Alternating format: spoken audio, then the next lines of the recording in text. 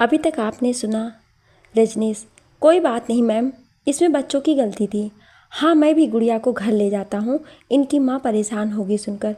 चले गुड़िया? हाँ भैया चलिए, रजनीश के पूछने पर मुन्नी कहती है। रजनीश और मुन्नी घर के लिए निकल जाते हैं। अब आगे। स्मृति, सुषमा और बच्चे आश्रम पहुंचते हैं।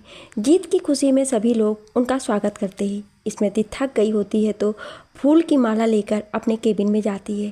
बाकी सब लोग अपने अपने काम में लग जाते हैं। सुषमा भी अपने बच्चों के साथ अपने कमरे में चली जाती है। स्मृति केबिन में जाती है जहाँ एक बड़ी सी खिड़की है और उसी के सामने स्मृति की टेबल कुर्सी रखी है और उसके सामने 2 और चेयर है। स्मृति सामने रखी कुर्सी पर फूलों की माला को रखकर अपने आरामदायक चेयर पर बैठती है और कहती है, उफ, आज का पूरा दिन। कहती हुई अपनी चेयर खिड़की की ओर घुमाकर उसके बाहर देखती है। खिड़की का एक साइड खोलती है। तभी सुषमा मैडम, माफ़ कीजिए, चाय पियेंगी क्या? कहती हुई अंदर आती है। स्मृति, हाँ प्लीज़ बना लाओ ना सुषमा। कहती हुई फिर से खिड़की की ओर देखने लगती है। आश्रम के बगान में बहुत खूबसूरत खूबसूरत फूल थे। चमनलाल जी को पेड़ पौधों से बहुत लगाव था। उन्हीं फूलों की भीनी मदहोश कर देने वाली खुशबू खिड़की से धीमी धीमी हवाओं के साथ अंदर आ रही थी। स्मृति तो जैसे उसी खुशबू में खो गई और एक टक देखते देखते कुर्सी पर ही उसकी आंख लग गई।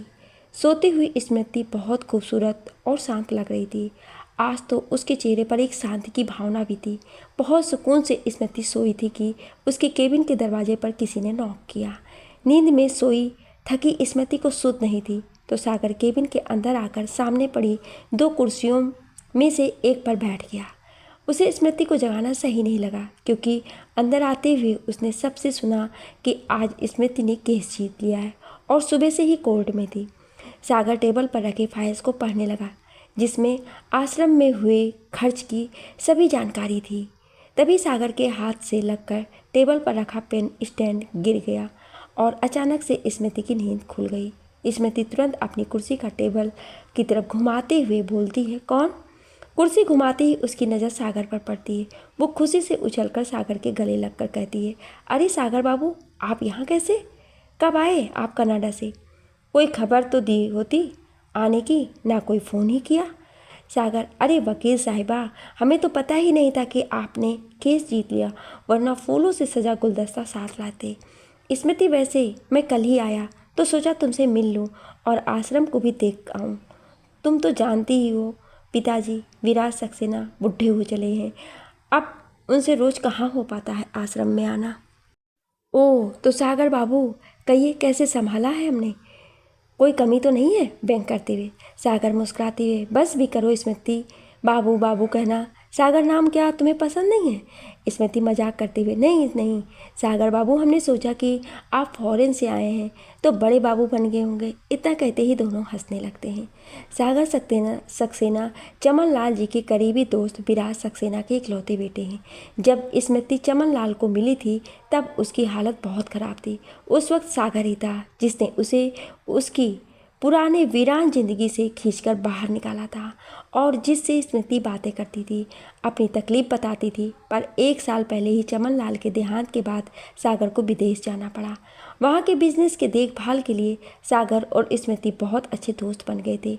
आश्रम भी दोनों दोस्तों ने मिलकर ही स्थापित किया था, पर अभाग्यवश चमन लाल इस दुनिया को बहुत जल्दी ही छोड़कर चले गए। तभी सुषमा चाय लेकर आती है, टेबल पर रखती है। स्मृति, अरे सुषमा, तुमने 2 चाय लाई? तुम्हें पता था कि सागर आने वाले हैं? नहीं मैडम, लेकिन जब सागर बाबू आए तब मैंने देखा था, सोचा इनके लिए भी चाय बना लाती हूँ।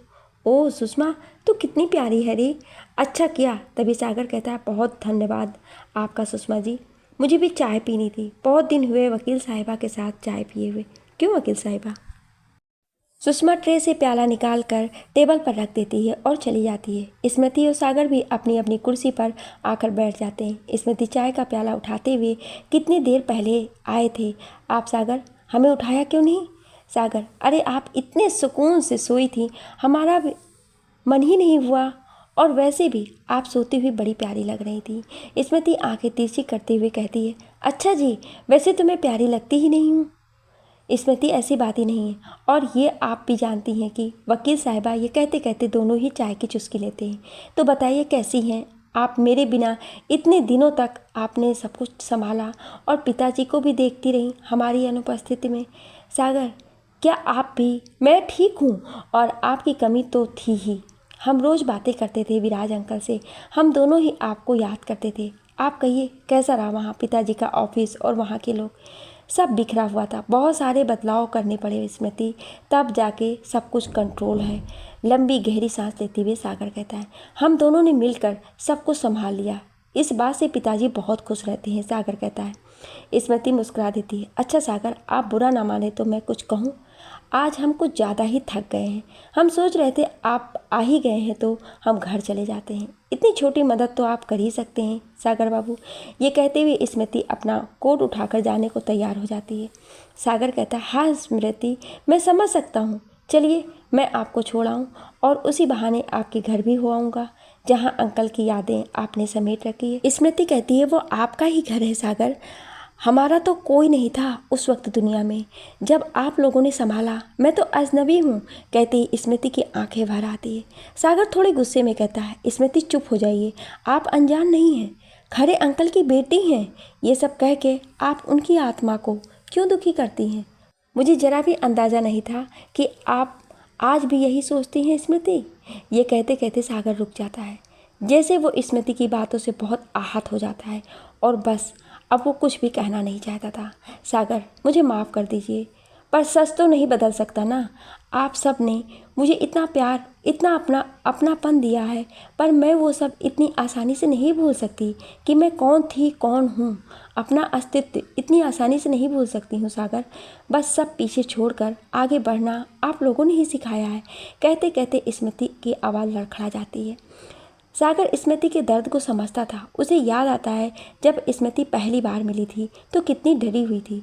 रात रात भर हाथ थामे सागर और खरे अंकल उसके पास बैठे रहते थे और स्मृति हर बार डरकर सपनों में चीख उठती थी। फिर उसे संभालना कितना मुश्किल होता था। जाने कई रातों को स्मृति ने उसी दर्द में गुजारा है। इन्हीं सब ख्यालों में खोया सागर सोच में डूबा रहता है।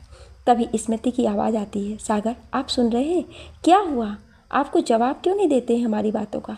सागर कुछ नहीं कहते हुए स्मृति के पीछे जाके उसके कंधे पे दोनों हाथों को रख के धक्का देते हुए कहता है, चलिए वकील साहिबा, आपका ड्राइवर तैयार है आपको घर छोड़ने के लिए। चलिए जल्दी, वरना ड्राइवर का मूड बदल गया तो दिक्कत होगी। ये सुनते ही स्मृति हंसते हुए बोली, अच्छा जी, फिर तो मुझे जल्दी से ड्राइवर की बात मान लेनी चाहिए। फिर दोनों हंसने लगते हैं और सागर मन ही मन कहता है, आप हंसते हुए बहुत खूबसूरत लगती हैं स्मृति। दोनों साथ साथ केबिन से निकलते ही टकरा जाते हैं। फिर सागर पीछे हट जाता है और कहता है, माफ़ कीजिए वकील साहिबा, आप पहले जाइए, कहते हुए हाथों से इशारा करते हुए मुस्कुराता है और फिर कहता है, वरना आप इस बात पे भी मुझ पे केस करेंगी। और फिर से दोनों हंसते हंसते गाड़ी तक पहुंचते हैं। सागर दरवाज़ा खोलता है और स्मृति बैठ जाती है। फिर दोनों स्मृति के घर की ओर निकल पड़ते हैं। सागर और स्मृति इधर उधर की बातें करते करते घर पहुंच जाते हैं। वकील साहिबा, आपका घर आ गया है, सागर खिड़की से बाहर इशारा करते हुए कहता है। स्मृति वाह कहते हुए दरवाज़ा खोल के अंदर जाने लगती है। फिर रुक कर पीछे मुड़ के कहती है, ड्राइवर जी चाहे तो आप अंदर आ सकते हैं, और मुस्कुराती हुई फिर से अंदर जाने लगती है। सागर गाड़ी को पार्किंग में रख कर स्मृति के पीछे पीछे चल पड़ता है। स्मृति आवाज़ लगाती है, शीला, ओ शीला, जरा देख तो आज तुझसे मिलने कौन आया है। शीला भागी भागी अंदर से दौड़ कर आती है। हाँ मैडम, आपने बुलाया, कहती हुई स्मृति के हाथ से बैग और कोट ले लेती है।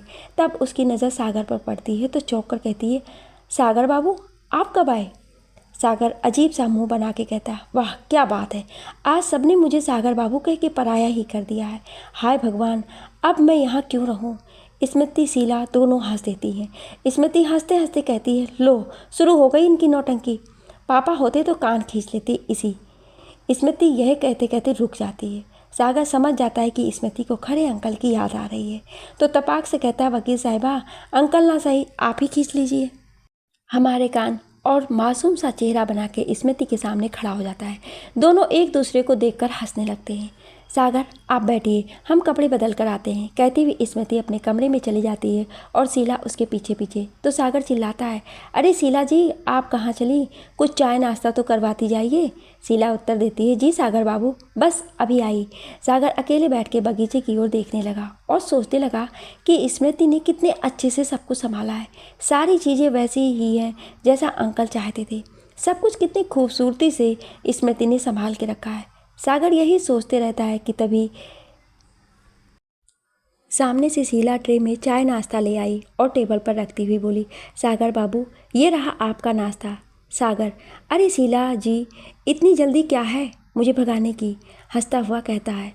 शीला ताने कसते हुए, जो विदेश चला जाए हमारी मैडम को छोड़ के भला उन पे हम दया क्यों करें, नाश्ता कीजिए और चलते बनिए। सागर थोड़ा गंभीर होते हुए, अच्छा शीला मेरे जाने के बाद स्मृति ठीक तो थी ना, सब कुछ तो तुम्हारी मैडम ने कितनी अच्छी तरह से संभाल के रखा है, देखो तो जरा।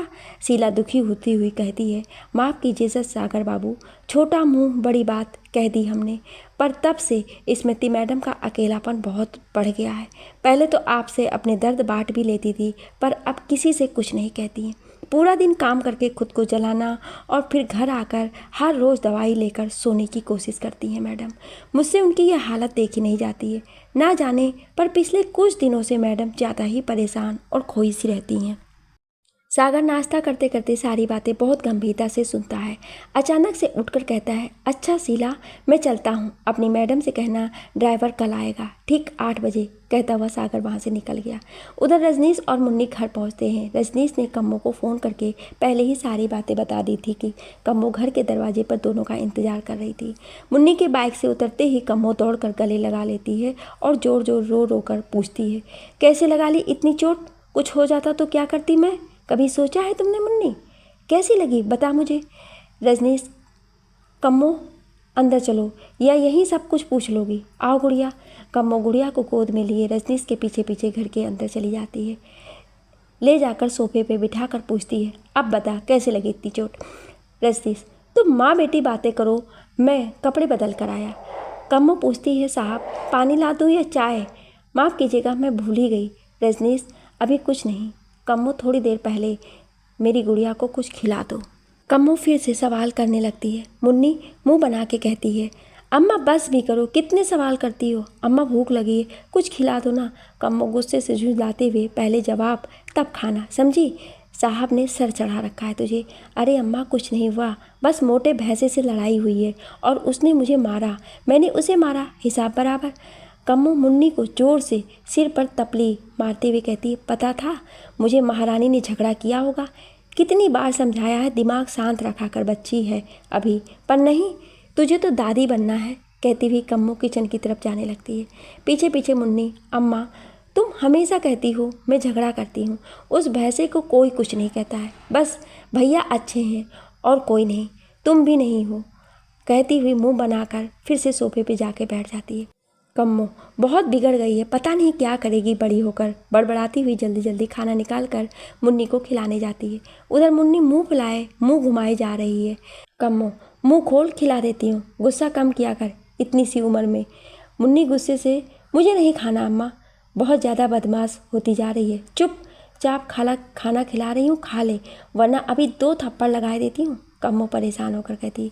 तभी रजनीश अपने कमरे से, अरे अरे गुड़िया क्यों नाराज़ हो गई, कहता हुआ बाहर निकलता है। कम्मो, लाओ मैं खिला देता हूँ अपनी गुड़िया को, तुम चाय बना लाओ, सर में थोड़ा दर्द है, सोफे पे बैठते हुए कहता है।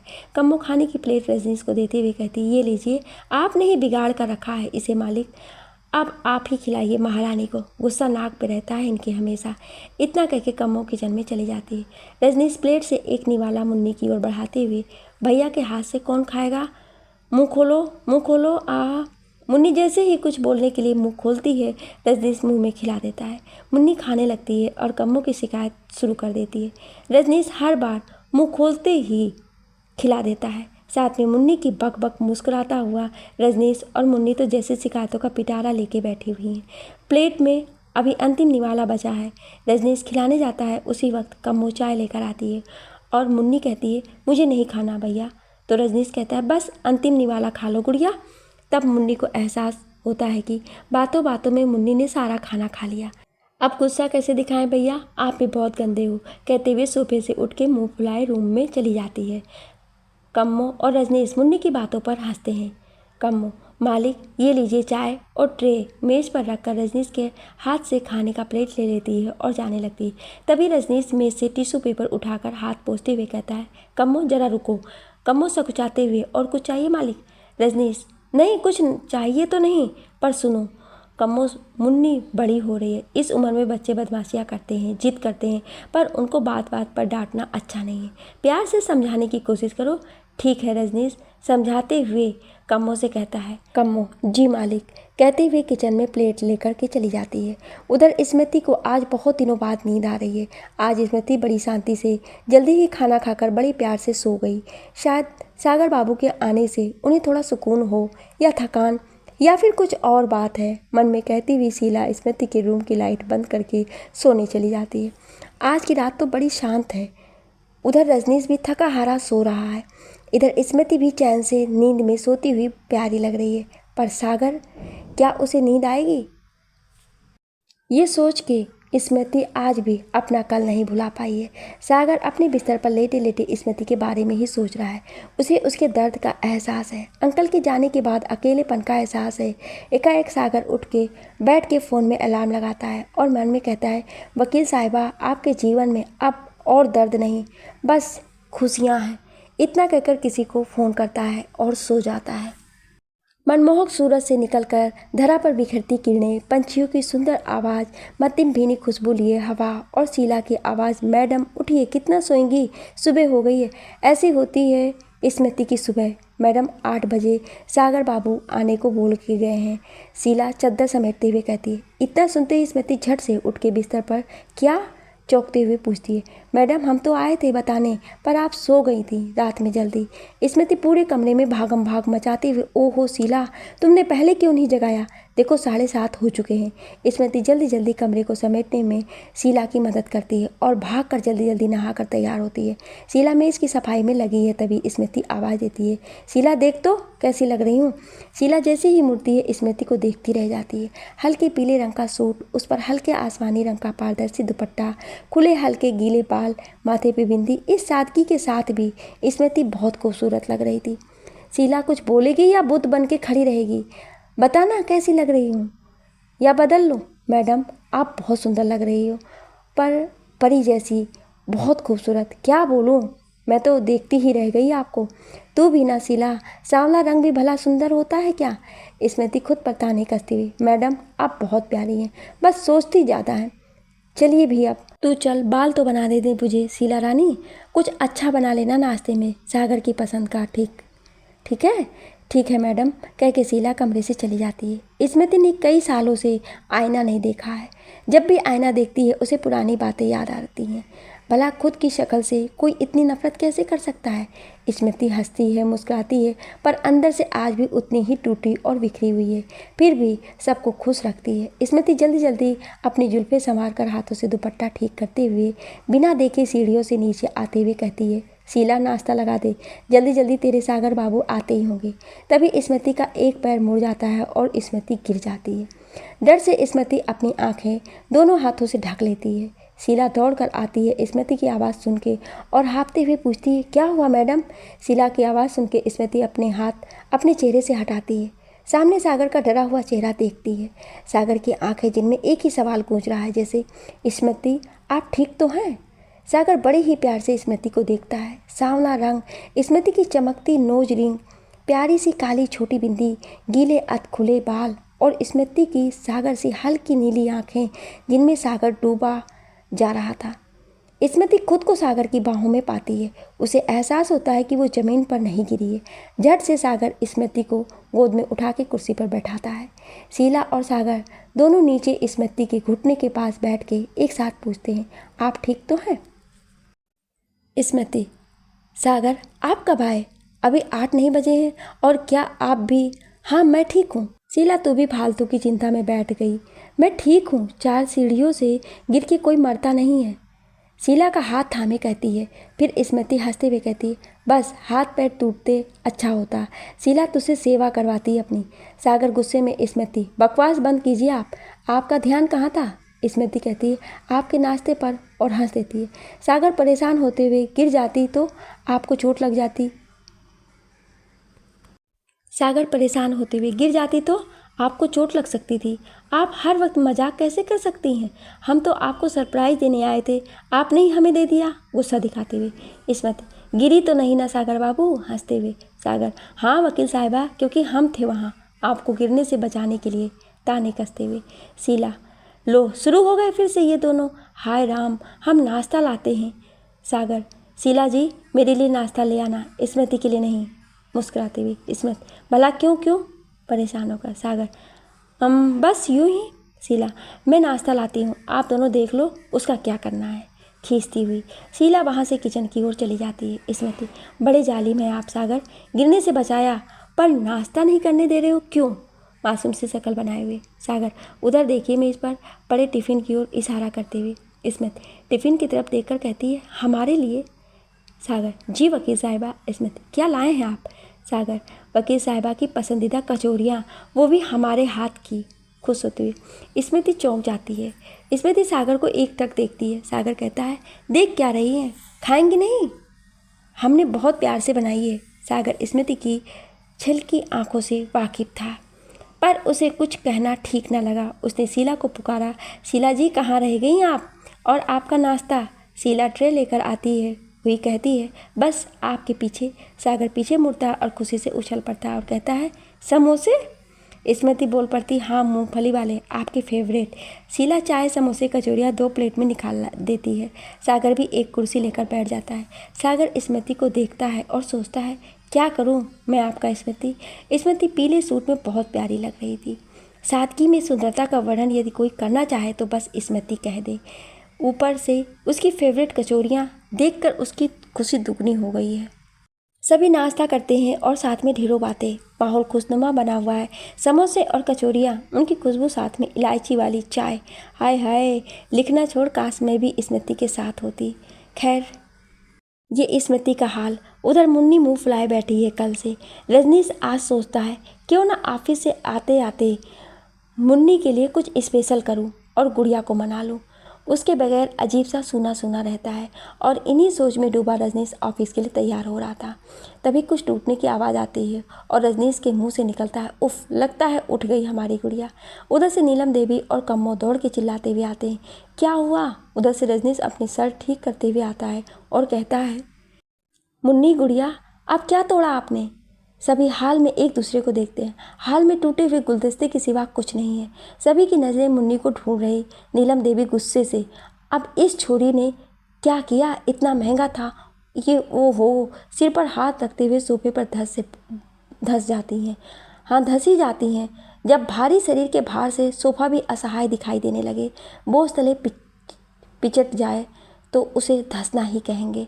रजनीश मुंह बनाए अपनी माँ को घूरता हुआ मुन्नी को आवाज़ लगाता है और कहता है गुड़िया कोई बात नहीं, कोई कुछ नहीं बोलेगा, आओ बाहर, स्कूल जाने में देरी हो रही है। मुन्नी डरती हुई सोफे के पीछे से बाहर निकलती है और दौड़ के रजनीश से लिपट के पीछे छुप जाती है। रजनीश पीछे मुड़ता है, ज़मीन पर बैठ के मुन्नी की गालों को खींच के जैसे ही कुछ बोलना चाहता है उसके पहले ही मुन्नी रोने लगती है और डर से निकलने वाली भारी धीमी आवाज़ में कहती है भैया मैंने कुछ नहीं किया, पता नहीं कैसे मेरे बस्ते से लग गई। रजनीश शांत कराते हुए बहुत प्यार से आंसू पोंछते हुए कहता है गुड़िया डरने की क्या बात है, टूट गया ना, नया आ जाएगा। गुड़िया को लगी तो नहीं?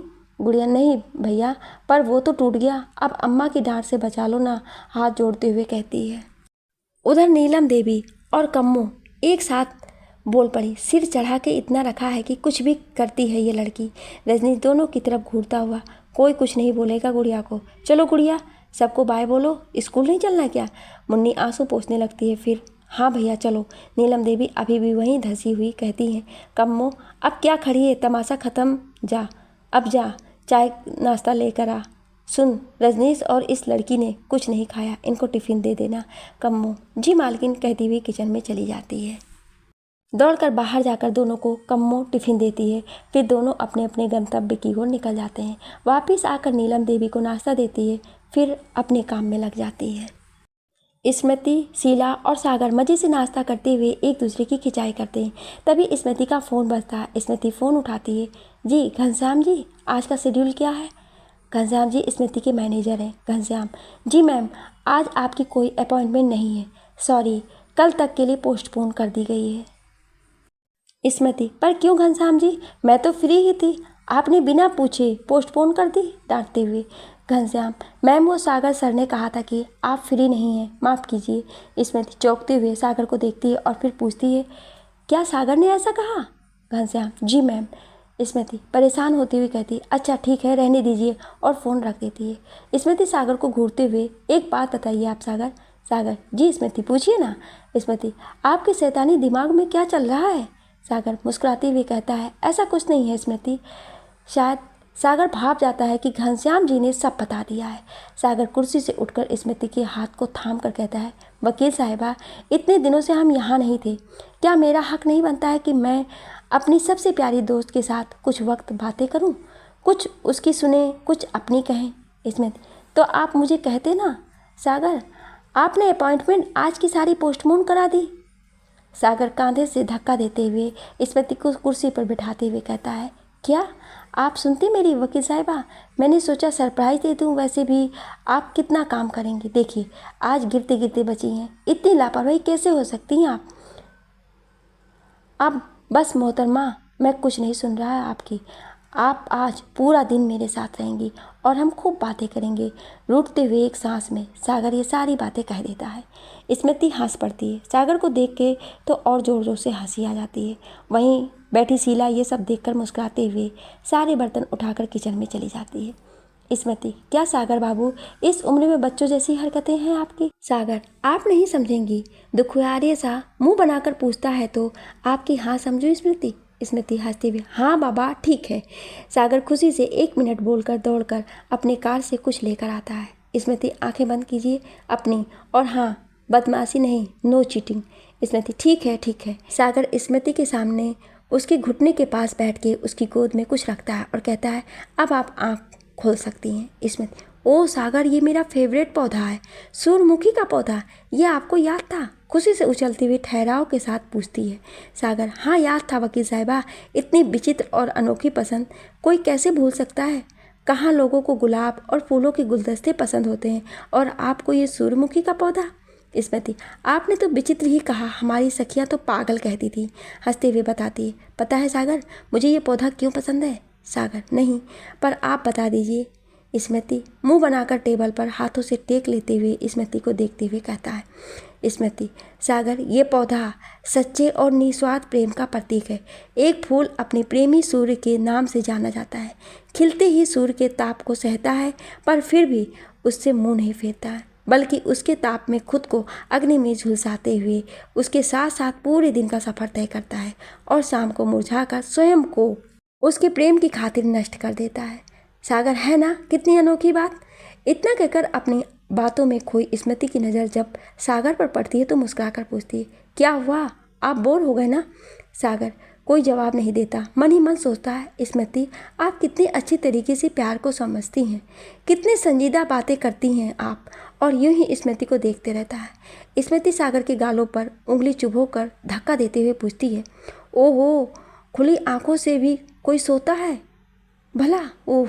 सागर का सम्मोहन टूटता है और झट से कहता है, अच्छा तो आपके प्रेम की परिभाषा कौन सुनता फिर? आप ही कहिए वकील साहिबा, और मुस्कुरा देता है। स्मृति और सागर दोनों मुस्कुरा देते हैं। सागर कुर्सी से उठकर एक हाथ आगे करके कहता है, तो चले वकील साहिबा, आपका सरप्राइज आपका इंतजार कर रहा है। स्मृति हंसते हुए कहती है, जी सागर बाबू, जो आपका हुक्म। दोनों गाड़ी की ओर बढ़ते हैं। सागर काका से कहते हैं, आज आपकी मैडम के ड्राइवर हम हैं, आपकी छुट्टी है काका, जाओ आराम करो। और कार का गेट खोल के स्मृति को बैठने के लिए कहता है। स्मृति बैठती है और दोनों चल पड़ते हैं। उधर रजनीश मुन्नी को स्कूल छोड़कर ऑफिस की ओर बढ़ता है। आज रजनीश को ऑफिस के लिए देर हो गई है। वो तेज़ रफ्तार से बाइक चलाता है और बुदबुदाता है, ओहो, आज गुड़िया की वजह से मुझे लेट हो गया। गुड़िया भी ना कितनी शैतानियाँ करती है। तभी उसके दोस्त सतीश का फ़ोन आता है। रजनीश बाइक रोक कर फ़ोन उठाकर पूछता है, हाँ सतीश बोल यार, क्या हुआ? मैं तो ऑफिस ही आ रहा हूँ, कौन सा आसमान टूट पड़ा कि थोड़ी देर भी ना रुक सका? सतीश उधर से परेशान होते हुए कहता है, अरे यार, तुझे आज ही लेट होना था क्या? जल्दी कर, मैं तो कहता हूँ जितनी जल्दी हो ऑफिस आ जा, आज बॉस के बेटे आ रहे हैं, विदेश से पहली बार तो सारे स्टाफ को रहना है। बॉस ने कहा है अगर कोई नहीं आया तो आज तो उसकी नौकरी गई, समझे। रजनीश यार, उनके बेटे के साथ उनकी एक दोस्त भी आ रही है, बहुत बड़ा नाम है उनका मार्केट में, बहुत बड़ी समाज सेविका है। तो बस उनके लिए एक गुलदस्ता लेते आना यार। बॉस ने सारी जिम्मेदारी मुझे दी है, प्लीज़ समझ, मेरी नौकरी का सवाल है। रजनीश अच्छा बोल के फ़ोन रख देता है। उधर स्मृति और सागर एक दूसरे की खिंचाई करते हुए आश्रम पहुंचते हैं। सागर झट से उतरकर स्मृति के लिए दरवाज़ा खोलता है। स्मृति मुस्कुराते हुए उतरती है। स्मृति के उतरते ही सागर उसकी आंखों पर काली पट्टी बांध देता है। स्मृति चौंकते हुए कहती है सागर ये क्या है। सागर वकील साहिबा, आप तो बस मेरा हाथ थामिए और यकीन कीजिए हमारा मजाल है जो कोई छोटा पत्थर भी आपको नुकसान पहुंचाए। स्मृति मुस्कुराते हुए कहती है अच्छा जी ऐसा है, फिर तो लीजिए हमारा हाथ, और अपना हाथ आगे बढ़ाती है। सागर हाथ थाम के धीरे धीरे स्मृति को पकड़कर चलता है।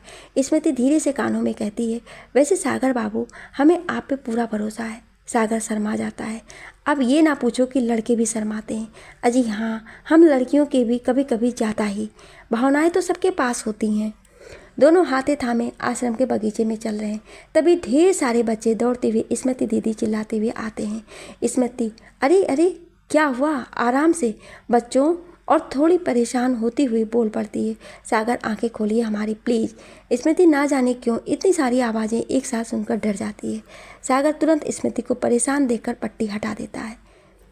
सागर स्मृति को पकड़ के पूछता है स्मृति आप ठीक तो हैं। स्मृति सागर को अपने सामने देखकर खुद को संभालती है और कहती है हाँ बस थोड़ा डर गई थी, मुझे लगा बच्चों को क्या हो गया। सागर चैन की लंबी सांस लेते हुए कहता है हे भगवान, आपने मुझे डरा दिया था।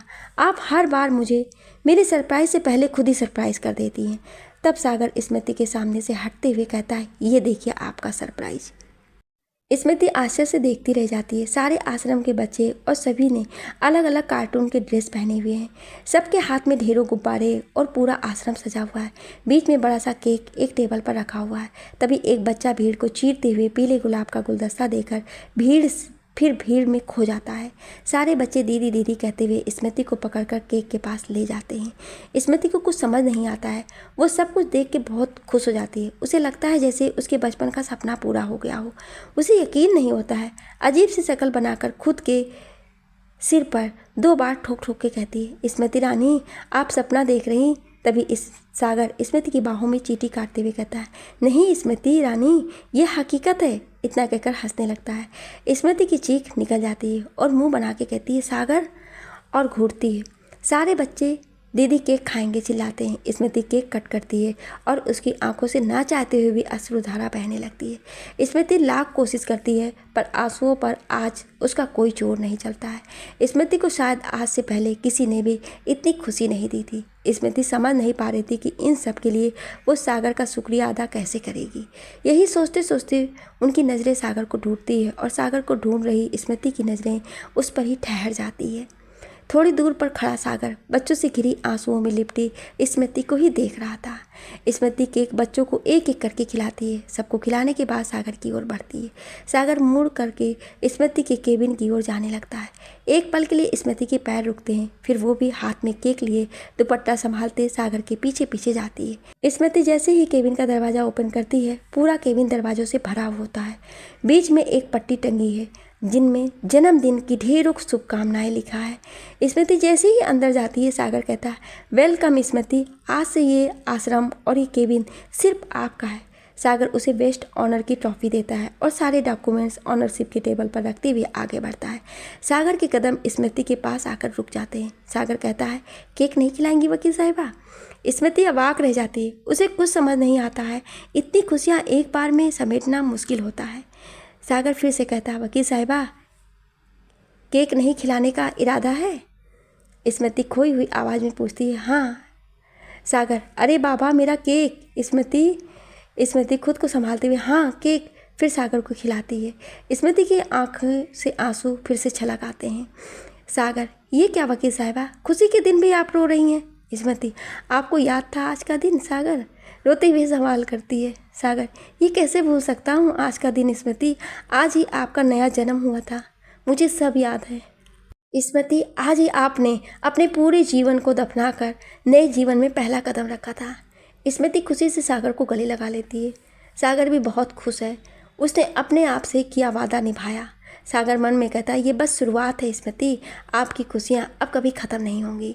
स्मृति सागर को थैंक यू बोलकर फिर से बच्चों के बीच आकर बच्ची बन के उनके साथ खेलने लगती है। तभी सागर के फ़ोन पर घंटी बजती है। सागर के पिता उधर से पूछते हैं बेटा तुम लोग कब तक आ रहे हो? सागर जवाब देता है बस थोड़ी देर में यहाँ से निकलते हैं। इतना कहकर फ़ोन रख देता है। रजनीश जल्दी जल्दी फूल की दुकान पे जाता है। भैया एक गुलदस्ता देना, फूल वाले से ज़ोर से चिल्ला के कहता है। फूल वाले भैया पूछते हैं कौन सा साहब? रजनीश भैया कोई भी अच्छा सा दे दो, थोड़ा जल्दी करो मुझे देर हो रही है। फूल वाला गुलाब दे दूँ या डालिया, या कहिए तो लिली, या फिर सब मिला के बना दूँ? रजनीश को ना जाने कहाँ से याद आता है, सहसा बोल पड़ता है सूरमुखी है क्या? क्यों मजाक करते हो साहब, भला इसका भी गुलदस्ता बनता है? हाँ पर आपकी मैडम को पसंद हो तो उसके छोटे फूल भी आते हैं साहब, कहिए तो उसके बना दूँ? रजनीश अरे भैया मैडम नहीं, ऑफिस के बॉस के लिए चाहिए। ठीक बना दो जैसा हो, बस खूबसूरत होना चाहिए। तुम नहीं समझोगे भैया, नौकरी की बात है। खूबसूरत 2-4 रंगों का हरा भरा गुलदस्ता बना दिया फूल वाले ने और रजनीश की तरफ बढ़ाते हुए कहा साहब 500 हुए। रजनीश जल्दी जल्दी पैसे निकाल के दिया और गुलदस्ता लेकर के निकल गया। आज रजनीश की बाइक भी पूरे मूड में हवा से बातें करती हुई हनहनाते हुए रोड पे चल रही है। रजनीश की जुल्फें भी कम नहीं, जैसे उसके सिर को जकड़े तेज हवा में पूरी आज़ादी से लहरा रही है और रजनीश का मन गाड़ी से भी तेज भाग रहा उन्हीं पुरानी यादों में। जब स्मृति थी हमारे पूरे घर में हर तरह सूरमुखी के अलग अलग जाति के कितने सारे गमले होते थे, पर मुझे देखो मैंने कभी ध्यान ही नहीं दिया, न कभी पूछा कि स्मृति तुम्हें ये पसंद है क्या? शायद उसे पसंद थे तभी तो ना जाने क्या खुसुर फुसुर करती रहती थी उनसे। और अब तो मैंने ही अपने हाथों से सारे गमले छत के कोने पर पौधों के सूखने के बाद रख दिया है। पता नहीं पर सच कहता हूँ स्मृति, तुम मुझे भले माफ़ कर दो पर मैं खुद को कभी नहीं माफ़ कर पाऊँगा। इन्हीं बातों में खोया रजनीश बाइक के अगले हिस्से पे गुलदस्ता रखे ऑफिस की ओर चला जा रहा था। उधर स्मृति आश्रम के बगीचे में बच्चों के साथ बच्ची बन गई है। कभी बच्चे स्मृति के पीछे दीदी दीदी कहते भागते तो कभी बच्चे के पीछे वो भागती। सागर केबिन की कांच से स्मृति को देख रहा है। स्मृति की हंसी, उसका भोलापन और ऊपर से बच्चों जैसी हरकतें, भला किसका मन ना मोह ले। सागर मन ही मन दुआ करता है स्मृति आप हमेशा ऐसे ही मुस्कुराते रहिए। उसके फ़ोन की घंटी फिर से बजती है। सागर रिसीव करते कहता है बस निकल रहा हूँ यहाँ से और फ़ोन रख देता है। स्मृति की नज़र अचानक सागर पर पड़ती है। स्मृति हाथों से इशारे करके सागर को बाहर आने को कहती है। सागर इशारे से मना करता है, अजीब सी शक्ल बनाते हुए कहता है ओहो स्मृति नो नो। स्मृति भी स्मृति है, मुस्कुराती है। सागर को देख के फिर ना जाने बच्चों से क्या कहती है। सारे बच्चे सागर की ओर दौड़ के आते हैं। सागर चौंक के स्मृति को देखकर इशारे में कहता है नो स्मृति नो नो। स्मृति जोर से हंसती है और बच्चों की ओर इशारा करते हुए मानो कहती है मैंने कुछ नहीं किया है, बच्चे हैं आप संभालो, मैं कुछ नहीं कर सकती हूँ अब। तभी सारे बच्चे केबिन का दरवाज़ा खोलकर अंदर आते हैं और सागर को साथ ले जाते हैं। सागर अपने हाथ का फ़ोन जेब में डालकर सोचता है कि अब जान बचाने का कोई फ़ायदा नहीं है। बच्चों को सौंप कर उनके साथ चले जाता है। बच्चे भैया भैया कहते हुए सागर को स्मृति के सामने ले जाते हैं। हंसती हुई स्मृति की नज़रें मानो कहती हैं अब कहिए सागर बाबू कैसी रही? सागर स्मृति से कहता है बस भी कीजिए ना वकील साहिबा, इतना मुस्कुराना या हमें मारने का इरादा है? स्मृति ओहो सागर कुछ भी कहते हैं आप, कहकर नीचे बैठ जाती है। और बच्चों सुनो अब कल खेलेंगे, चलो अंदर जाओ, सभी बच्चों से कहती है। सुषमा सारे बच्चों को अंदर ले जाओ। सागर स्मृति सुनिए ना, अभी एक और सरप्राइज बाकी है, चलिए मेरे साथ वरना हम लेट हो गए तो बहुत डांट पड़ेगी। स्मृति डांट चौंक कर पर किससे पड़ेगी? ओहो स्मृति चलिए ना हमारे साथ, फिर खुद जान जाएंगी। स्मृति और सागर गाड़ी की ओर बढ़ते हैं। तभी सुषमा पीछे से चिल्लाते हुए हाथ में टिफिन पकड़े, साड़ी का पल्लू कमर में बांधे हाँफती हुई दौड़ी चली आ रही। स्मृति ओहो रुक जा। सुषमा क्या हुआ, क्यों बाबड़ी हुई जा रही? अरे मैडम वो कह के जोर जोर से सांस लेती है। स्मृति रुक जा 2 मिनट, सांस ले ले फिर बोलना। मैडम वो आप दोनों ने कुछ खाया नहीं ना, तो मैंने पैक कर दिया है, लेते जाइए ना। सुषमा इसकी क्या ज़रूरत थी? सागर और स्मृति दोनों एक साथ बोल पड़ते हैं। फिर स्मृति कहती है, अच्छा ला दे। हाथ बढ़ाते हुए सागर को देखकर ताना मारती है, पता नहीं तेरे सागर बाबू कुछ खिलाएंगे भी या नहीं। सागर और स्मृति गाड़ी में बैठते हैं। गाड़ी चलती है, उसके साथ ही स्मृति का बेचैन परेशान मन भी दौड़ने लगता है। सागर बताइए ना, हम कहाँ जा रहे हैं और कितने सरप्राइज देने बाकी हैं। सागर कहता है, तो मुझे भी नहीं पता स्मृति, आपको इंतजार करना होगा। स्मृति चुपचाप खिड़की की तरफ मुँह कर देखने लगती है। स्मृति गुनगुनाती है। सागर ड्राइव करता रहता है। कुछ समय बाद गाड़ी एक बड़ी बिल्डिंग के पास आकर रुकती है। चलिए स्मृति, सभी आपका इंतजार कर रहे होंगे। स्मृति कार से उतरती है। ये कहाँ लाए हैं मुझे आप सागर? पूरे बिल्डिंग को देखती है जिस पे बड़े बड़े अक्षरों में लिखा है सक्सेना इंटरप्राइजेस। स्मृति झट से कहती है, सागर ये तो आपकी कंपनी है, यहाँ मैं आके क्या करूँ? सागर को मनाती है कि मुझे नहीं जाना अंदर, संकोच करती हुई। स्मृति को सागर हाथ पकड़ के अंदर ले जाते हुए कहता है, चलिए अंदर, पिताजी सुबह से हमारा इंतजार कर रहे हैं। उधर रजनीश अपने ऑफिस पहुंचकर पार्किंग में अपनी गाड़ी लगा के दौड़ के ऑफिस में एंटर करते हैं। सतीश दौड़ कर आता है, यार आज तूने तो मरवा ही दिया था। यार रजनीश कहाँ रह गया था? कब से तेरा फ़ोन ट्राई कर रहा हूँ, लग ही नहीं रहा था। वो लोग आ चुके हैं, किसी भी वक्त अंदर आते होंगे। ला जल्दी से गुलदस्ता दे मुझे, या भूल गया? रजनीश, नहीं भूला नहीं है, एंट्री काउंटर पर रखा है, रुक जा देता हूँ। रजनीश लाकर गुलदस्ता सतीश को देता है। सतीश, ये क्या लाए? गुलाब नहीं था? हद है यार, जाने अब क्या होगा। चल अब इसी से ही काम चलाना होगा। बेमन से सतीश गुलदस्ता लेता है। सतीश रजनीश से बेमन तरीके से गुलदस्ता लेता है और एंट्रेंस पर खड़ा होकर बॉस के बेटे का इंतजार करता है। रजनीश, यार सतीश, मैं अभी वॉशरूम से आया, हालत देख मेरी, जरा मुंह बनाते हुए कहता है। सतीश इशारे से ठीक है कहता है और फिर से एंट्रेंस की ओर देखने लगता है। रजनीश बैग अपने डेस्क पर रख करके रेस्टरूम चला जाता है। रजनीश स्मृति के जाने के बाद बस दो ही चीज़ों पर ज़्यादा ध्यान देता है, पहली मुन्नी, दूसरा नौकरी, क्योंकि उसे पता है उसी से ही उसका घर चलता है। रजनीश पिछले 2 सालों में उसने एक बार best employ of the year का अवार्ड भी जीता है। इस बार भी शायद वही जीते, इसलिए हमेशा खुद को अच्छा दिखाने की कोशिश करता है, अपना काम पूरी निष्ठा से करता है। सच कहूँ तो ये सब रजनीश मुन्नी के लिए करता है। रजनीश रेस्ट रूम में फेस धुलता है, बाल ठीक करता है, कपड़े ठीक करता है, तभी उसे अपने कपड़ों पर चॉकलेट के दाग शीशे में दिखाई देते हैं। और नो गुड़िया बिना एक फिर शर्ट उतार से दाग धुलता है। उधर स्मृति और सागर ऑफिस पहुंचते हैं। स्मृति थोड़ी नर्वस है, ये जगह उसके लिए नई थी। दोनों का स्वागत सबके द्वारा किया जाता है। सतीश संकोच करते हुए गुलदस्ता देता है। स्मृति देखकर खुश हो जाती है और चौंक कर सागर की ओर देखती है। उसे लगता है सागर ने ही वो खरीदा होगा, क्योंकि उसकी पसंद तो वो उसे ही पता है। सतीश कहता है, glad to meet you ma'am, आशा है आपको ये फूल पसंद आए होंगे। स्मृति, जी हाँ थैंक यू सागर, आपने मेरी पसंद के फूल मंगाए। सतीश, नहीं नहीं मैम, ये फूल हमारी कंपनी की तरफ से है, ये फूल तो हमारे प्रोजेक्ट हेड लाए थे। सागर, हाँ स्मृति, ये यहाँ के मैनेजर हैं, इन्होंने ही सारी चीज़ों की ही समझते हुए कहता है। अब मुझे ना घूरें आप वकील साहिबा, कोहनी मारते हुए सागर हंस पड़ता है। सागर सबसे कहता है, अटेंशन एवरीवन, ये है miss Smriti Khare. I hope आप सभी इन्हें जानते होंगे। सभी लोग स्मृति का अभिवादन करते हैं। स्मृति भी हाथ जोड़े सबका अभिवादन स्वीकार करती है। चले स्मृति, पापा से मिलने, अंकल ऑफिस आए हैं। स्मृति चौंक के पूछती है, हाँ वो भी तुम्हारे स्वागत के लिए, सागर कहता है। दोनों केबिन की ओर बढ़ते हैं। रेस्टरूम में रजनीश धुल के ड्रायर से शर्ट ड्राई करता है और पहन के जल्दी जल्दी निकलकर अपने डेस्क की ओर जाने लगता है। तभी उसकी नज़र 2 लोगों पर पड़ती है जो बॉस के केबिन की तरफ जाते हैं। वो समझ जाता है कि उसका मिलना ना हो पाया, उसका चेहरा उतर जाता है। तभी सतीश पीछे से रजनीश के कंधे पे हाथ रख के कहता है, भाई तू चूक गया यार, क्या लगती है मैम, उनकी सादगी, उनकी खूबसूरत आंखें देखने लायक थी Rajneesh. Your bad luck Rajneesh, उनका नाम पता है क्या है? बिल्कुल उनके रूप, उनके रुतबे जैसा खूबसूरत। सतीश नाम लेता है, उसके पहले ही रजनीश उसको चुप करा के कहता है, यार मुझे कोई इंटरेस्ट नहीं है जानने में, और अपने डेस्क की ओर बढ़ता हुआ कहता है, मुझे बहुत काम है यार। अपनी डेस्क पे बैठते ही रजनीश खुद से कहता है, फोकस रजनीश फोकस, आज ये प्रोजेक्ट तो कम से कम 70% कंप्लीट हो ही जाना चाहिए था। चल यार काम पे लग जा, खुद से कहता हुआ रजनीश काम में लग जाता है। स्मृति केबिन में जाते ही विराज अंकल के गले लग जाती है। विराज जी भी स्मृति को गले लगाते हैं। अंकल आपकी तबीयत अब कैसी है? स्मृति अंकल के घुटने के पास नीचे बैठ के उनके पैर छूती है और पूछती है, अरे अरे बेटा, कितनी बार कहा है आपको पैर नहीं छूने हैं। कहते हुए विराज जी स्मृति के सिर पर हाथ रखकर आशीर्वाद देते हैं। सदा खुश रहो स्मृति बेटा।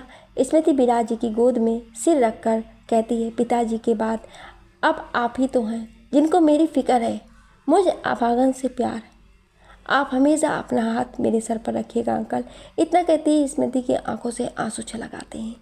सागर ये सब सामने रखे कुर्सी पर बैठ के देख रहा है। मन ही मन कहता है, मैं समझ गया स्मृति, आप में अंकल के खोने का डर बैठ गया है, पर इस हद तक है आपका डर, मैं ये नहीं जानता था। झट से कुर्सी से उठकर कहता है, ओहो पिताजी, ओहो वकील साहिबा, क्या ये दिन देखने के लिए हम आपको यहाँ लाए हैं? चलिए उठिए वहाँ से। वकील साहिबा आप इतनी कमज़ोर भी नहीं, कहता हुआ स्मृति को कांधे से उठाता है। स्मृति सागर के साथ आकर कुर्सी पर बैठते हुए कहती, ये भावनाएं हैं, हमारी कमजोरी नहीं सागर बाबू। फिर तीनों मिलके बातें करने लगते हैं। प्यून चाय नाश्ता लेकर के आता है। स्मृति प्यून से कह के टिफ़िन गाड़ी से मंगाती है। सभी मिलके लंच करते हैं। उधर कम्मो रजनीश को फ़ोन करके घर के सामान का लिस्ट लिखवाती है। रजनीश को ठीक से सुनाई नहीं देता है। वो उठ के एंट्रेंस के पास जाके बात कर रहा होता है। इधर स्मृति का फ़ोन बजता है। स्मृति फ़ोन उठाती है। उधर से आश्रम से काका कहते हैं, बेटा सुषमा बेहोश होकर गिर पड़ी है। स्मृति क्या? चौंक कर पूछती है और फ़ोन रख देती है। चिंतित स्वर में कहती है, सागर सुषमा की तबीयत खराब हो गई है, मुझे जाना होगा, कहती हुई जाने लगती है। पीछे पीछे सागर, चलिए हम भी चलते हैं, कहता है। स्मृति, नहीं आप अंकल के साथ रुकिए, हमें कार की चाबी दीजिए। सागर चाबी देकर वहीं रुक जाता है। स्मृति तेज कदमों से आगे बढ़ रही है। एंट्रेंस का डोर खुलता है। स्मृति निकलती है। वहीं उसके विपरीत दिशा में मुंह किए रजनीश कम्मों से बात कर रहा है। स्मृति की तेज कदम कुछ देर के लिए रुकते हैं। उसे वो आवाज़ जानी पहचानी लगती है और स्मृति मुंह में बुदबुदाती हुई, रजनीश और यहाँ, oh no no not possible, बस मैं ज़्यादा सोच रही हूँ। उसके चेहरे पर परेशानी साफ झलक रही है। रजनीश का ख्याल भी स्मृति के शरीर में कंपन ला देता है। रजनीश को भी कुछ अलग महसूस होता है। वो बात करते करते पीछे मुड़ता है, पर उसी वक्त स्मृति पलटकर तेज कदमों से आगे निकल जाती है। रजनीश को अभी कम्मों की कोई भी बात सुनाई नहीं दे रही है। स्मृति उसे दिखी नहीं, पर उसका एहसास अभी भी वहाँ की समा में था। सहसा रजनीश बुदबुदाता है, ऐसा लगा जैसे कोई अपना यहाँ था। ये कौन है जिनको नहीं देख पाने से मेरा मन बेचैन हो जा रहा था? इनके एहसास से मुझे स्मृति का ख्याल बार बार क्यों आता है? उधर फ़ोन पे कम्मो हेलो हेलो करती है, साहब आपको आवाज़ आ रही है? रजनीश का सम्मोहन टूटता है तो कहता है, हाँ कम्मो रखता हूँ, मैं सब ले आऊँगा। कम्मो के सुनिए तो साहब कहने से पहले ही रजनीश फ़ोन काट देता है। रजनीश पार्किंग की ओर दौड़ता है, पर देर हो चुकी होती है। स्मृति की गाड़ी तुरंत निकल जाती है। उधर से सागर चिल्लाते हुए आता है, वकील साहिबा, और आकर रजनीश से टकरा जाता है। क्या आप इस कहानी का अगला भाग सुनना चाहते हैं? तो कमेंट में यस ज़रूर लिखिएगा। Thank you.